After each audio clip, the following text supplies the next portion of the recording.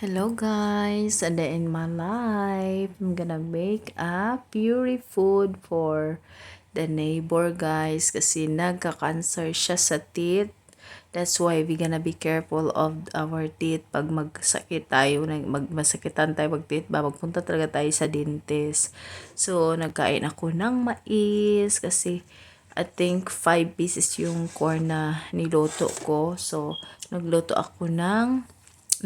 ako ng carrots at saka apple at saka corn at saka carrots. So, yan po yung ibinigay namin sa aming neighbor.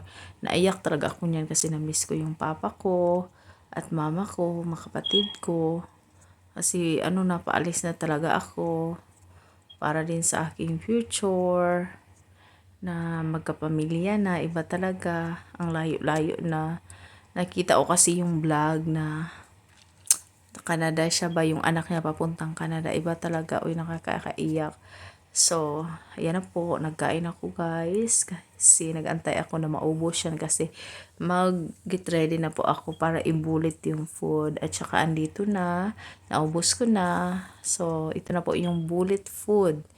Yung food na niluto ko. Ginagamitan ko po siya ng magic bullet guys.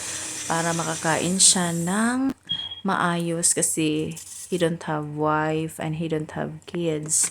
So, iba talaga guys, no, pag wala. So, me and daddy decided na magbigay ng tulong sa kanya. Ulutuin namin siya. We're gonna cook him a fury food. So, that's what I do to him. That's a carrots and apple. That's very taste good and sweet, very natural food. So that's the food for the baby guys. Kung gusto niyo maganyan, very healthy yan siya.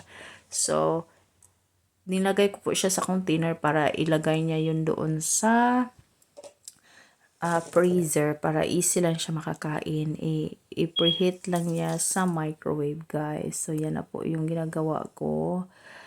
Prepare po yan para sa kanya kasi kawawa, nagsuswol yung mukha niya. Natakot ako talaga kasi when I was pregnant with my baby, gonna bring some kuansad ganang clothes for my baby girl. Gift ba? Nagbigay siya, nag-knock-knock siya sa aming door. Tapos tinawagan ako sa aking auntie na yung silingan doon namin, magbigay na ng clothes, nagbigay na ng gift. So, hala, nakaka-touch naman may neighbor na magbigay ng ganyan ko.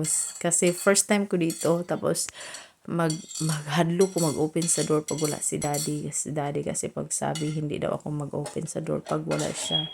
Except lang sa aking auntie. So guys, that's for today. Thank you for watching.